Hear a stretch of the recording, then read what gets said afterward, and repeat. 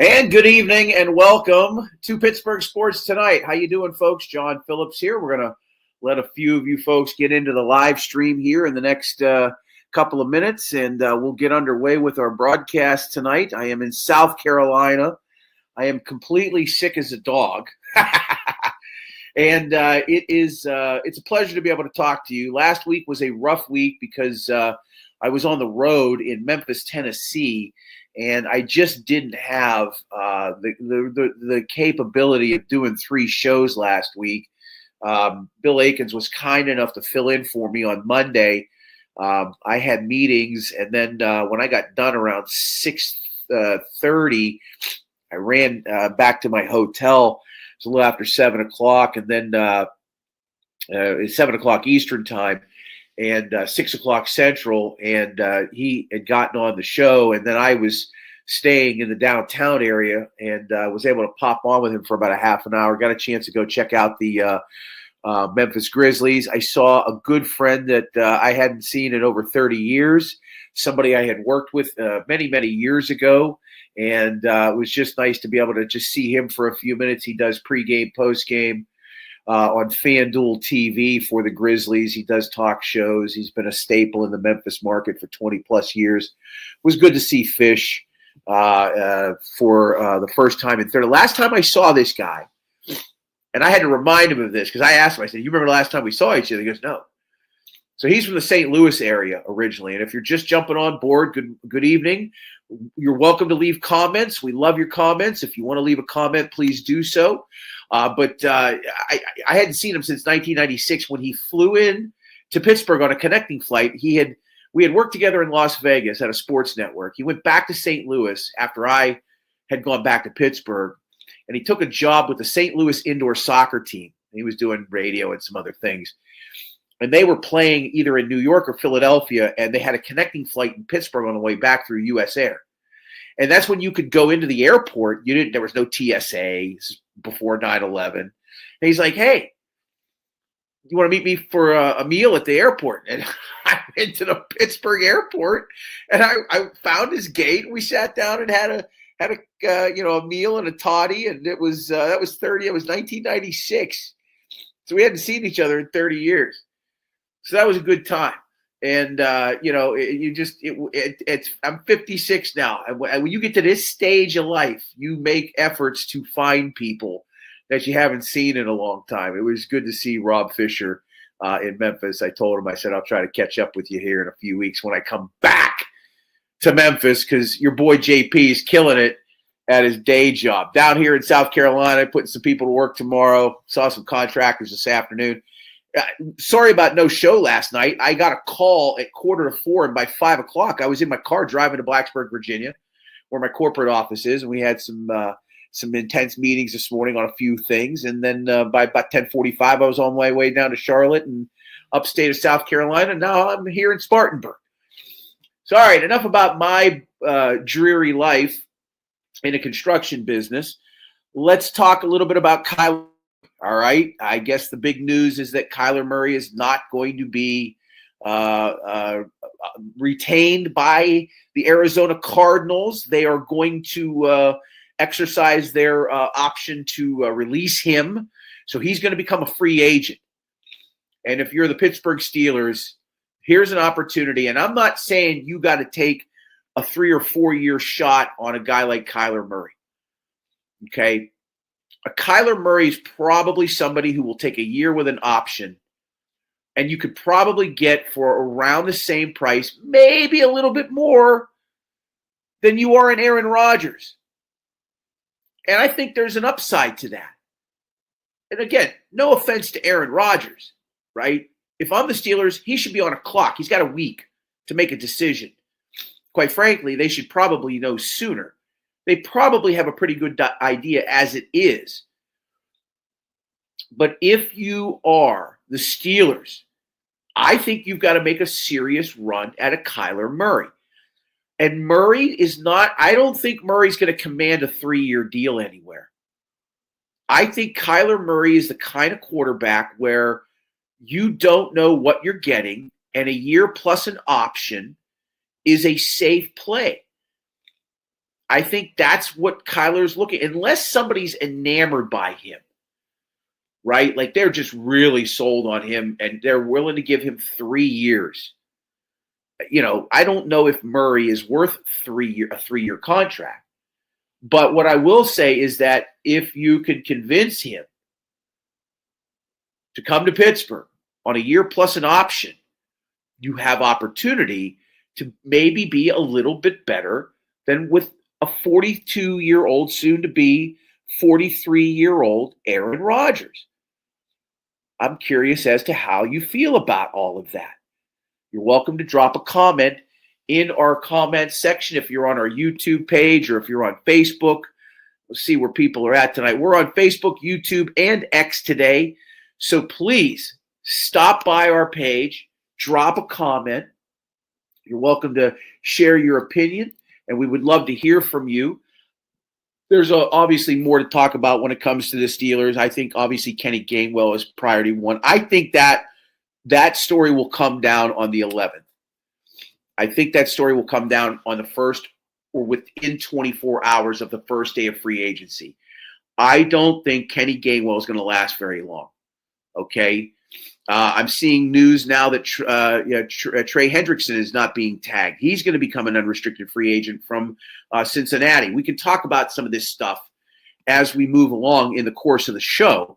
But for Kyler Murray to be able to come to Pittsburgh on a 2-year deal, 1 plus an option, if you're Kyler Murray, how do you say no to a franchise like the Steelers? To go from like an Arizona franchise that has struggled through, 70?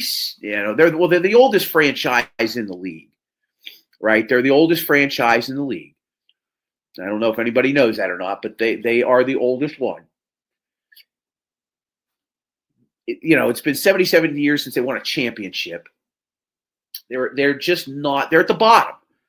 If you're a Kyler, do you try to resurrect yourself and beat off some of the naysayers and what they have, said about you after your 4-year run here in Arizona? Do the Steelers go after him? I would much rather sink with a Kyler Murray than win 9 or 10 games and lose in the wild card with an Aaron Rodgers. I just would. I would prefer that, quite frankly, because that after next season, Rodgers has got to be done. Why wouldn't you make a real run at a guy like Murray and try to make some sort of effort to connect with him on a deal that has that option? And if he has that good season, that option could be extended maybe 2 seasons, right? You give him more money in year 2. You extend him another year with another option. Or if he's really good, right? If he is somebody that takes you to the playoffs and you win a game with him, heaven forbid. Now you've made some progress. Now you've made some real progress.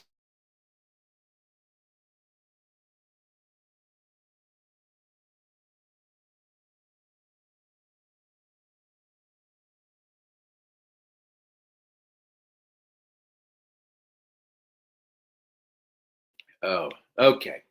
Little delay there. We don't know what the future holds under Mike McCarthy. We have no idea, right? Unless the Rodgers thing has already been settled and they're just being quiet about it, I think Kyler Murray is a legitimate candidate should be looking at. I'm curious to find out if anybody agrees or not. You're welcome to leave a comment. I'm happy to talk to you about it. I think it's a good situation for the Steelers. I don't know if anybody thought Murray. I know there was a question on whether or not Arizona would, exercise their option to, release him, and they're going to. They're going to. They're going to. They're going to pick high in the draft, and they are going to have an opportunity maybe to, improve themselves somewhere. Again, the free agent market does not look good for quarterbacks, right? Malik Willis, now Kyler Murray. Not a ton of great options, but I would think that Murray presents an opportunity for the Steelers to be better, or at least give yourself a chance to see what he can do under Mike McCarthy in that system with real weapons, right? He's got a DK Metcalf. He's got a Freiermuth. If you bring back Gainwell and add a free agent wide receiver, you pick up people in the draft, and you do what your due diligence in drafting with 12 picks, whether you make some trades or not, I personally think they need to use all 12 picks. Unless you're moving up to 2 or 3 to take one of the stud wide receivers, I think you should use all 12. Maybe you take a Ty Simpson in the first round. Maybe he could drop to the second round. Maybe you take a wide receiver at 1. Even if you sign a Kyler Murray, what's to say you don't take a Ty Simpson, right?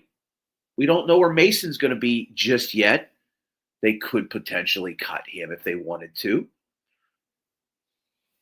But I don't think you're going to go into a year, if you sign a Kyler Murray, I don't think you're going to go into a year with a rookie quarterback who you pick in round 1 or 2, and then a Will Howard who saw no playing time whatsoever due to injury in the preseason, and he's just a 6th-round pick.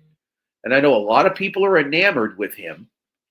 Me personally, I'm not. He's a 6th-round pick, right? There's only a handful of quarterbacks that have come out in the 6th round. My nose is just draining, folks. I'm so sorry. I'm sorry you have to watch that. It's been like this since last night. I can't wait for I don't normally say this because I really enjoy just coming on and having an hour to myself.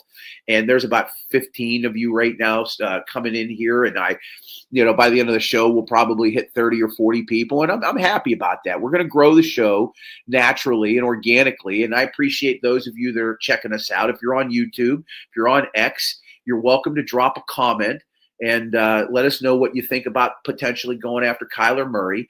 We'll be more than happy to discuss that for a little bit longer. I want to talk about the Pirates as well. I think that that's important. I would like to talk about the Pirates because I just think that they're off to an amazing start in preseason play. And so, I think that talking about them is important. But yeah, as we look at Kyler Murray highlights here, I mean, he's, again, I know that he is smaller than you would have normally. You might want your quarterback to be a little bit bigger, but he is definitely mobile and relatively healthy. I mean, he's had a few small injuries here and there, but nothing that I would think is something that scares me away from, again, a 2-year deal, one and an option. And if things are, again, if it's upside in that season, now you've got a chance to work a little bit longer term deal, give him more money, give him more security, right? These guys only have so long to play. He has intangibles. He has some intangibles to him. I think that there's definitely an opportunity there. I think there's an opportunity there for the Steelers to make a choice and grab themselves somebody that I think is a better option than Aaron Rodgers. And I'm not saying I wouldn't take Rodgers back, but when you see a Kyler Murray now become available because the Cardinals are going to let him go, if you're Pittsburgh, you have to look at that as an improvement to your roster. You have to look at it that way. There's no other way around that. He's an improvement. And if you don't think so, that's fine. But again, if you're really trying to build towards something bigger, right, and you've got this new head coach, you've got this new regime in, they are offensive-minded, you've got probably better weaponry than the team he just came for. And I'm not trying to knock James Conner or, trying to remember what Marvin Harrison Jr., I think, plays out there. You've got a little bit more weaponry offensively. Jaylen Warren, I think you put Murray in that situation, right? You get yourself a decent deal with him. You find a way to get a very favorable deal with him, one in an option. If it's 10 million, 12 million, I have no idea what the cap hit's going to be for Arizona. I don't know if they're going to pick up any money or not. I just saw that he got released or is going to be released so that he can become a free agent. And then, now you got to start looking at the details in the contracts and what the NFL stipulates. And for Kyler Murray, I would take him in a heartbeat. Absolutely take him in a heartbeat. Where are the Steelers at defensively? I've heard the chirping about, trade TJ Watt. What are they going to do with Nick Herbig? And, how do they play this out with Alonzo Highsmith? And you have to figure out a way. You have to figure out a way to try to get all three of those guys on the field as much as possible, I think. Figure it out. Right? You're getting Cam Hayward back for what, one more season? I don't know if I'm thrilled about that or not. We'll see. I don't know.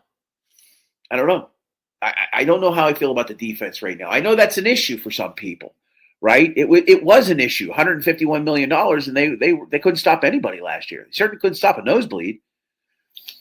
That was a problem. And again, 4 players maybe defensively. I don't think they're obviously a quarterback away offensively and filling up that wide receiver 2 position. I mean, you have a good draft and you get just enough key people in the free agent side of things. You're right back in the mix potentially. This is not a horrible football team. They did make the playoffs. Weak division, right? Quarterbacks were hurt. Lamar Jackson, Joe Burrow. Cleveland's a train wreck as they have ever been. You benefit from that. You win somehow the division, right? You have a 10-win season. The same results. They have to win a playoff game this year, right? Here's what I'm saying. They either win a playoff game this year or they go 4-13. I'd take 4-13. I'd take 5-12. I just don't want to be like 7-10 or 8-9 or 6-11. I want to be in that. If I'm going to watch this team suffer, I want to see 4 or 5 wins because I want that top 10, top 8, top 7 pick. Because now you have some mojo. And again, this is a blessed year for them with the draft in Pittsburgh, and they're going to have all these selections, right? Next year is another year. Who knows? Point being is that now we're approaching about 60 days away, a little less than that actually, about 60, a little less than 60 days away from the NFL draft. And the Steelers have an opportunity here to really, over the next 8-9 days, continue to assess. They just had the combine, right? They've gotten a look at the key, kids coming out of college. They've got their boards, and they're starting a game plan. They're going to move into free agency here. Now they've got a week or so, just a little over a week to prepare. It's the 11th. March 11th is when free agency begins. I'd like to see them get Gainwell knocked out pretty quickly. And then from there, maybe a Kyler Murray. I'm sure conversations are already starting to take place, back channel conversations starting to take place with his representation and teams that are potentially interested. And if the Steelers aren't one of them, shame on them, unless they know Aaron Rodgers is coming back. I still think he's worth a phone call. If you have something to say about it, please drop a comment. Okay. We can jump back into some Steelers in a little bit. I want to talk about the Pirates. I can't believe this team is 9-2. It's only Grapefruit League, right? I'm not one of these guys that'll be like, they're going to win the division, right? But a 9-2 start to your season in Grapefruit when Connor Griffin has launched 3 home runs that were just bombs.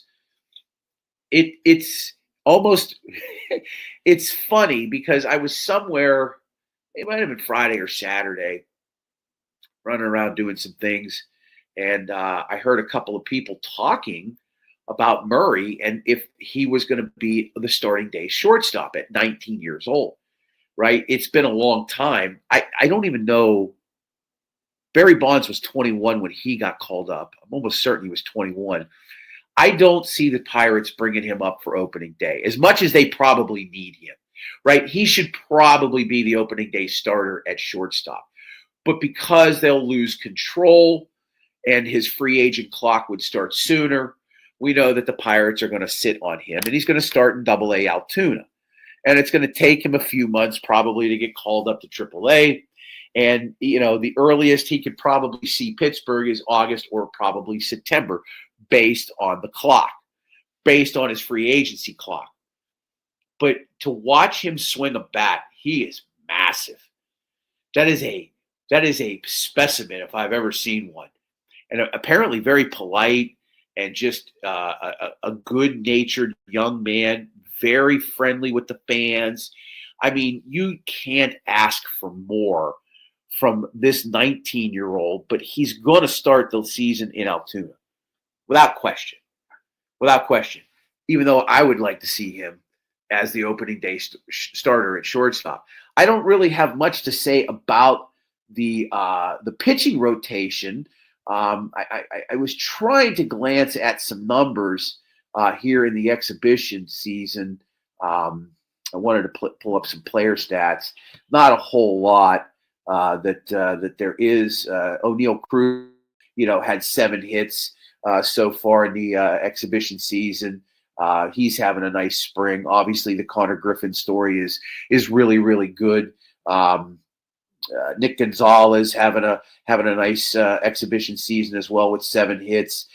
So some of these guys are taking some swings and they're connecting with the baseball. But the fact of the matter is the pitching rotations. The starters are going to get a couple innings and that's it, right?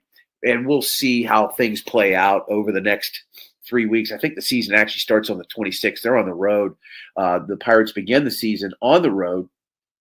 I'm pulling up their schedule right now.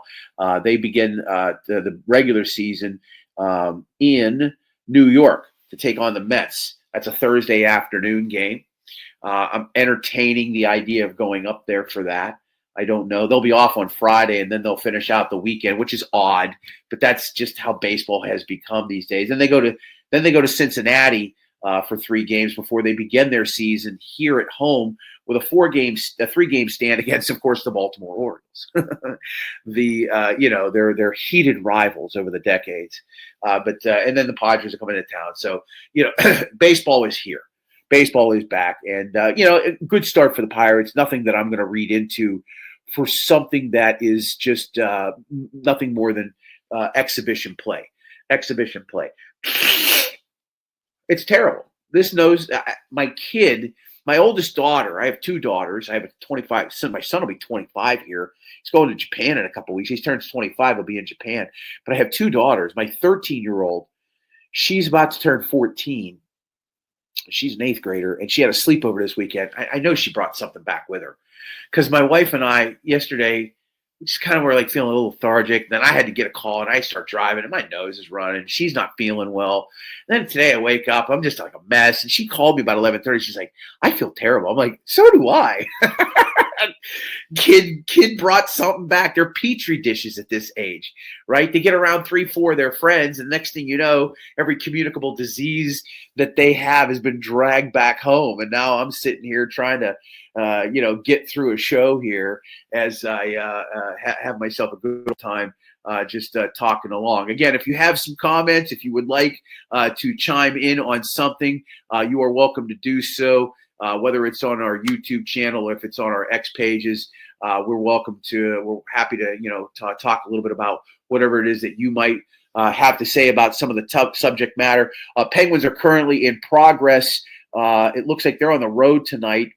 And they are in Boston taking on the Bruins. They're in the middle stages of the first period, and it's already 2-1 Boston. So they're off and running there in Beantown. The Penguins right now, as I look at the standings in the National Hockey League, they're not in a bad position. I know Sidney Crosby, and we addressed this a little bit last week. on the abbreviated show that I had, or a portion of the show that I was involved in last week. Look, losing Sidney Crosby to an injury in the Olympics is obviously not ideal, right? Not ideal for the Penguins. But they came out of the gates right away, and they performed well. They won some games, and they've maintained their position, at least in the Metropolitan. They're still tied for second place in the Metropolitan Division with the Islanders at 75 points. The Canadians are in the other division. They're in the Atlantic Division. They have 75, and Boston as well. So right now in the Metropolitan, the Penguins are hanging on pretty decent right now. When you look at the Eastern Conference standings, when it comes down to the playoffs, as I'm looking at it, the Penguins currently sitting in second place in the Metropolitan Division. So an opportunity for them to continue to keep playing well and maybe eventually get a home playoff series where they have the advantage to begin the Stanley Cup playoffs. Still about 6 weeks away from all of that. A lot of hockey to be played. In fact, if I go back and look at it again, the Penguins have played a total of 59 games. So they've got another 22 to go after tonight. How long will Crosby be out? People are still mad about the injury and why, should he have played? Should the NHL let their players go to the Olympics? It has a major impact, obviously, on the season. Look, they can't play the Winter Olympics in July, folks. They can't do it. It doesn't work that way. I have no problem with it. They want to win Olympic gold. They're only going to get an opportunity to play for an Olympic gold maybe four times in their career, right? If they're lucky, 5 times in their career.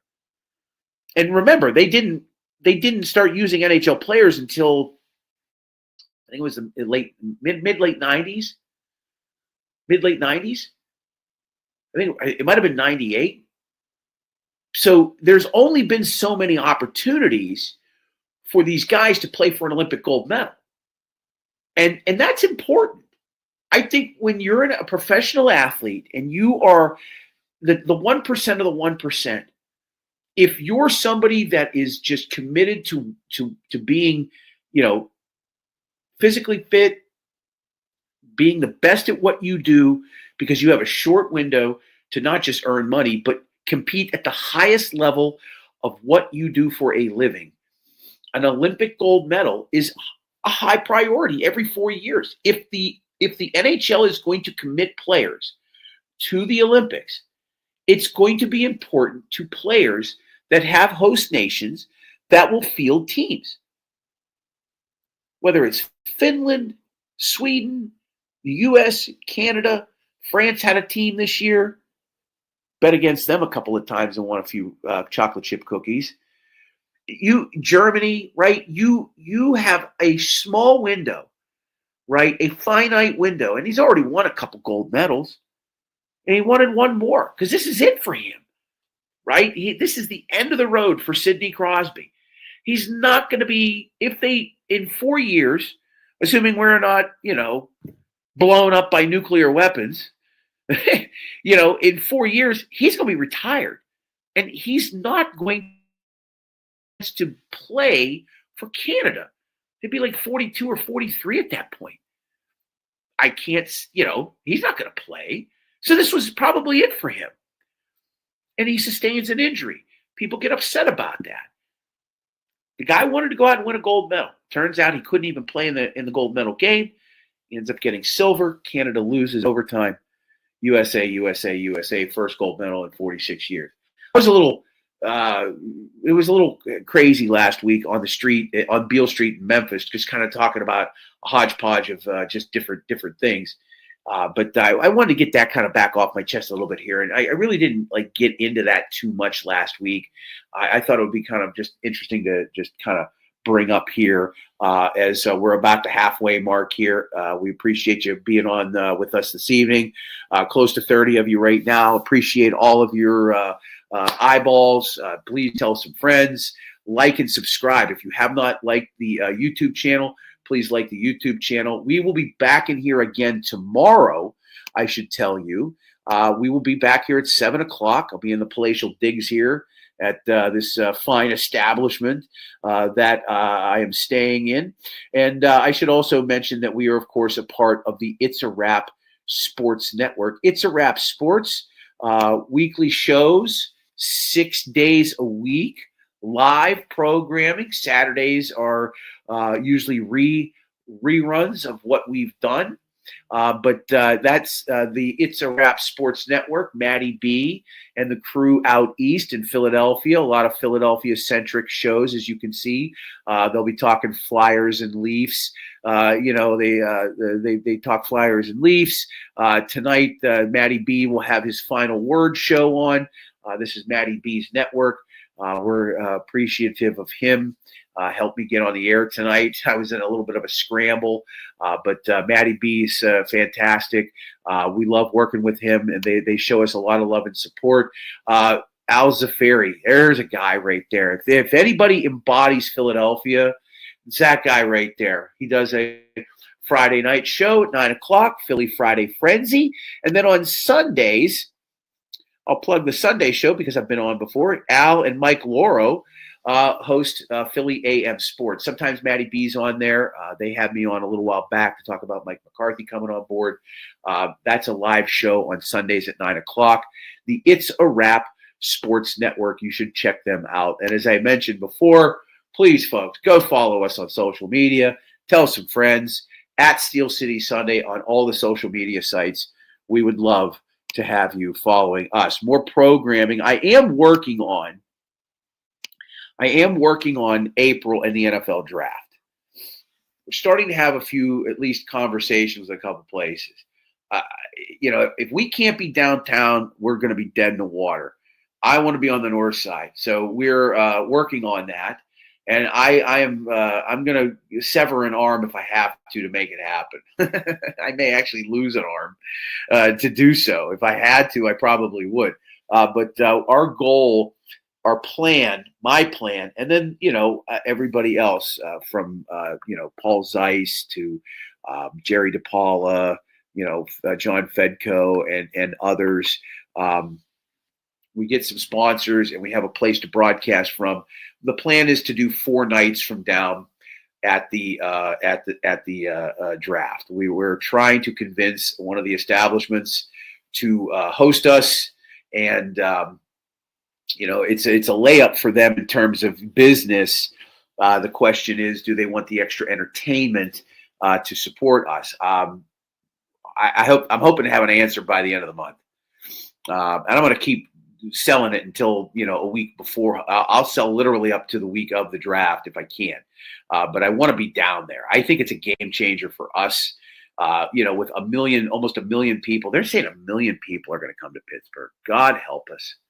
God help us. I'm going to have 80 rolls of toilet paper purchased. I might have 160, about 1,000 cases of water. I'm going to have a ton of stuff where I don't have to go anywhere for 4 days, because there will be no room anywhere. There's going to be no room in any of the hotels within a 70-mile radius of this town. If you want to get into the city during the draft, if you don't leave at 3 a.m., right, if you're not taking public transit, and that's not a guarantee, if you're not taking public transit, or if you're not on the East Busway taking one of the P1s or any of the flyers, that will avoid the parkways and everything else. Everybody and their brother is going to be trying to get through a tunnel or over a bridge. And the people that have never been here, people will be self-combusting.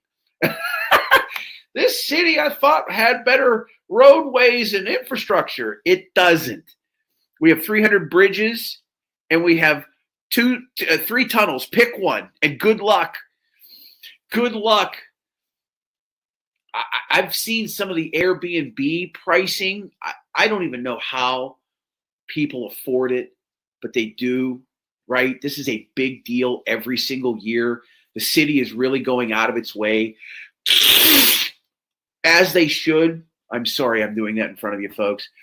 I'm just a mess, sick, and just a total train wreck right now, but that's okay. We're going to power through here for the next 20 minutes, and we'll cut the show a few minutes early. I want to believe that we're going to be able to somehow survive this. I didn't say pull it off, right? Everybody was wondering how the setup was going to be, right? They're going to obviously sacrifice a lot of parking space to have human bodies in it. I'll be curious to see if they open up the stadium. They should.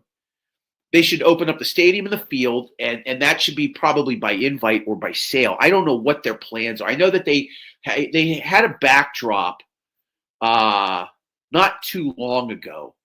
They had a backdrop a few weeks ago. I'm going to see if I can pull this up. I don't know if any of you probably saw it, but I think that there's opportunity if they're going to use the stadium, because the idea is to put a stage in front of Acrisure that faces stage AE, right? Like that's the plan right now. The plan is for them to have a big stage there. I think that's Rooney Way, where they're at right there. I can't remember the streets exactly, but they're going to have a big stage there, and that's where they're going to kind of run things. And I think that if they open up the stadium, right, they would be smart to do it. I think they would be smart to do it and have it that way. And and now you've got more people. Now you've got more space to have more people that can enjoy, the event itself. And that's what we're talking about here, right? Like we're talking about being able to host all these people that are going to come here. And look, the way things have been built up, you've got more parking garages now. You have less actual space itself. You've got hotels. You've got restaurants. You've got all this entertainment. And so that area isn't as open as it once was.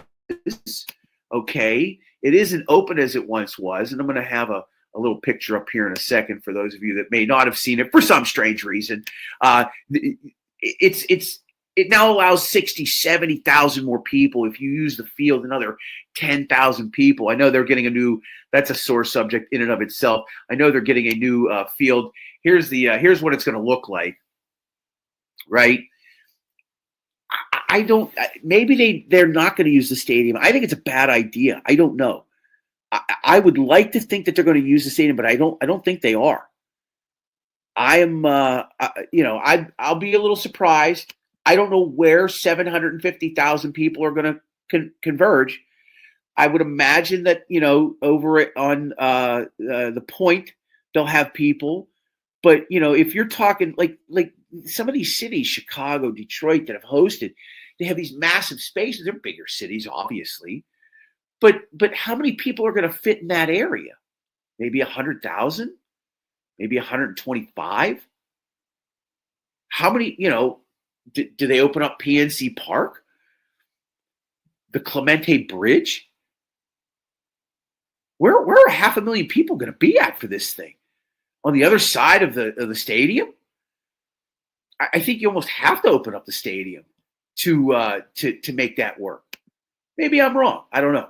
Maybe that, they've got this all figured out. I hope they have it all figured out. Track's just about 6-7 weeks away. They better have it figured out, right?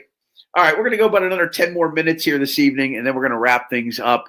Pitt basketball continues to kind of sludge along. Not particularly good. They're probably going to make the Big East tournament and play one game. Only 15 teams get into the Big East tournament now.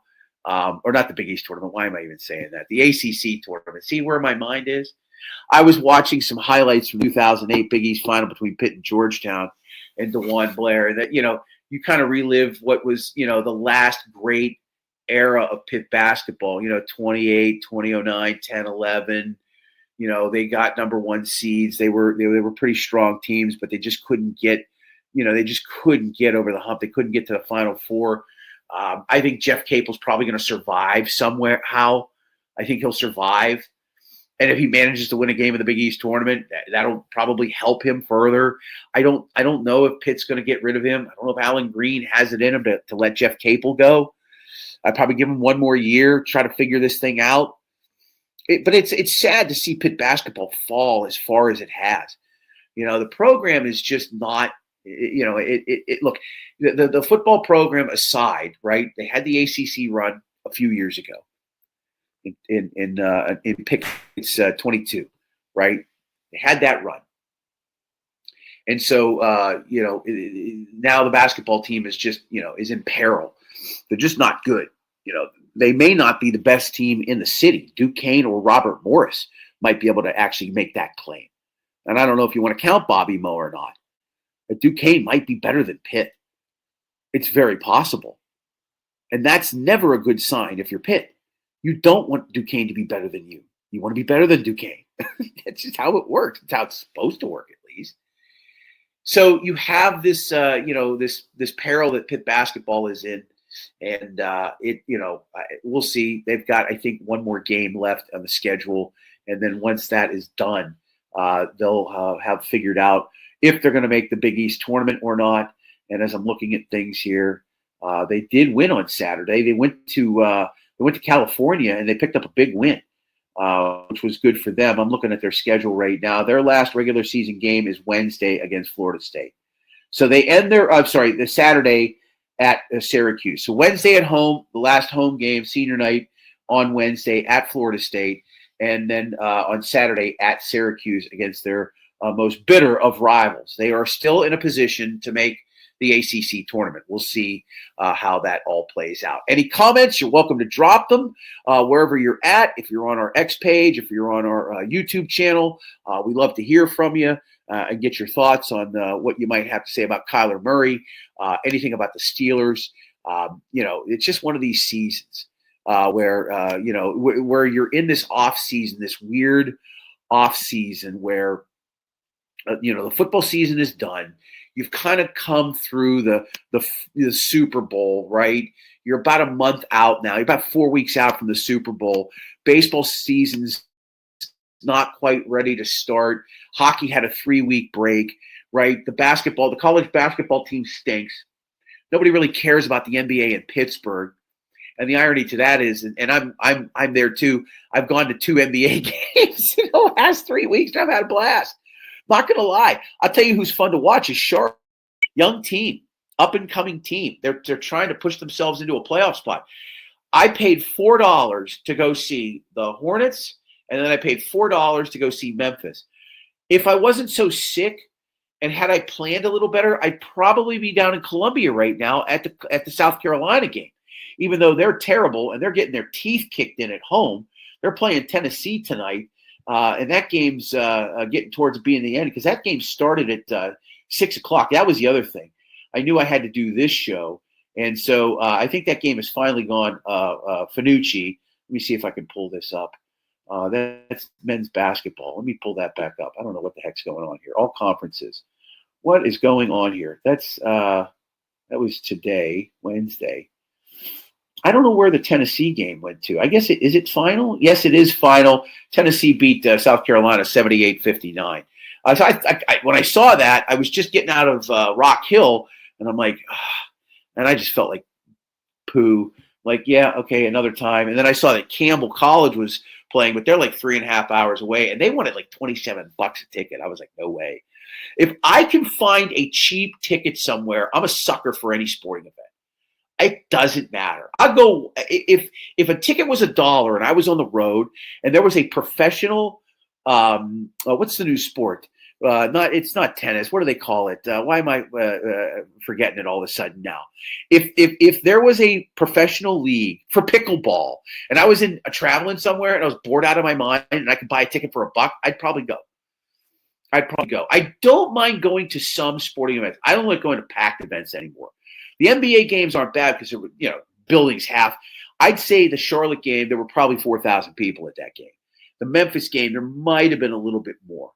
But not by a whole lot.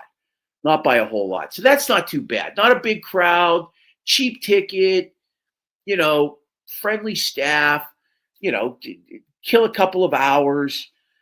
I'm a sucker for it still, right? I won't go to an NFL game. Right, I'll go to the occasional baseball game. I went to a couple Paul Skeens starts last year. Obviously, this was like in April and May before the place got super jammed up. And, because people aren't going to, as good as Skeens is, you go see him in April on a Tuesday night, you're going to be able to get in with no problem. And the crowd's not going to be nearly as big, especially if it's 45 degrees. People aren't going out to a game in mid-April in droves to go see Paul Skeens, right? And I know they jack the prices up. They play with the pricing and it's surge pricing and all this crazy nonsense anymore, which is fine. You want to, stick me for $80 to go see Paul Skeens, I suppose, I'll find another way, to get in. But, there's opportunities to go see somebody good.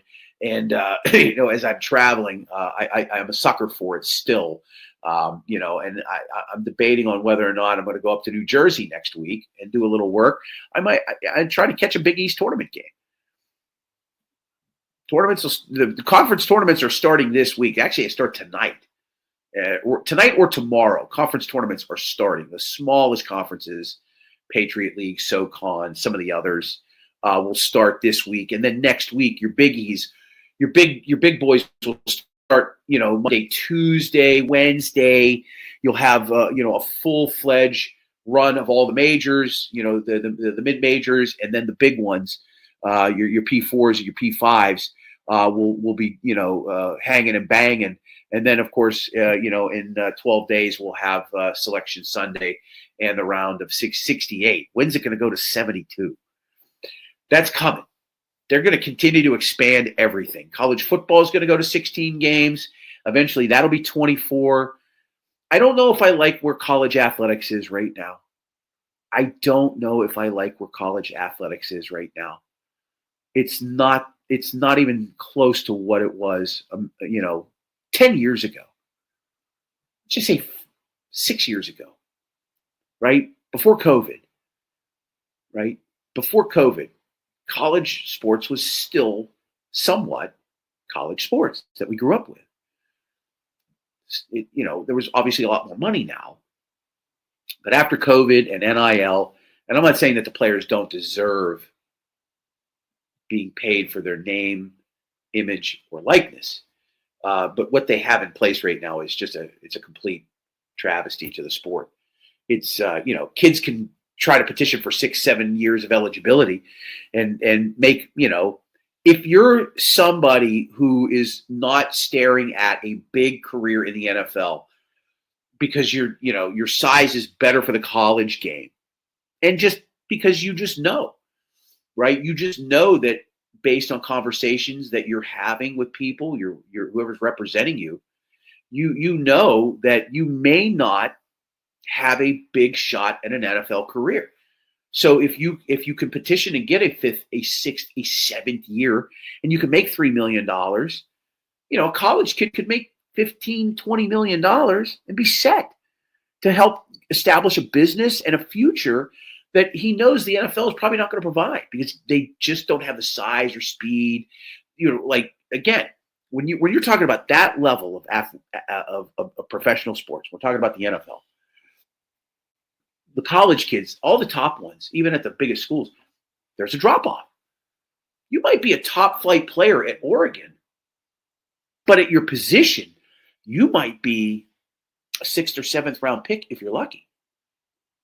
Because your size and speed does not match what is at the NFL. No matter how much you train, no matter how much you put supplements in your body or do different types of workouts,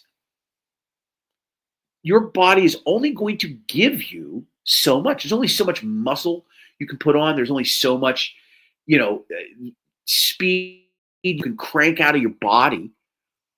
It's just, there are physical limitations. People reach physical limitations. And if you know what your physical limitations are and you measure that against the lower end of what people are doing professionally in the sport that you want to try to make a living in, if your physical limitations are on the low end, the chances of you making the NFL are very slim. So why would you not try to extend a career 5 or 6 years total in college and grab yourself $1,500,000, right? If you're you're good enough but not great enough to make 7 figures, but you can make $150,000 or $200,000. But before you get out of college 6 years, maybe you've got $500,000 where you can start a business, or prop yourself up and get yourself heading into, life as an adult. And we know that doesn't happen. Wasn't it Odell Beckham Jr. just like declared bankruptcy? I think I saw that Odell Beckham had and he made like $100 million. These guys, they blow through the money. They blow through the money. It's terrible.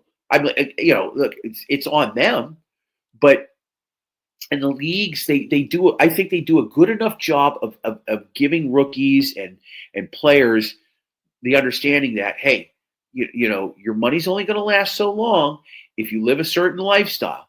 Some of them just don't care. They want to live that lifestyle, like Floyd Mayweather. Floyd Mayweather made, I think, $1 billion. He's broke. He's got to fight again. He's going to fight Manny Pacquiao. I saw that over the weekend, I believe.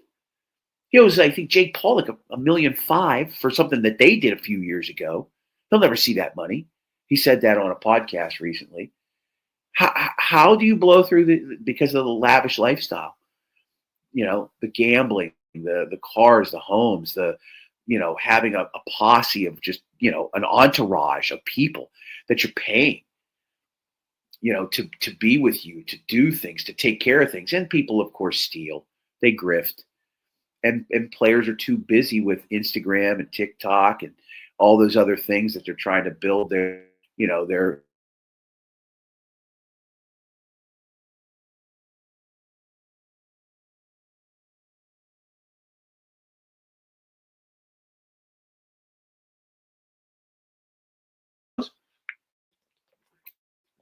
as we close to wrapping up the show. I want to thank everybody who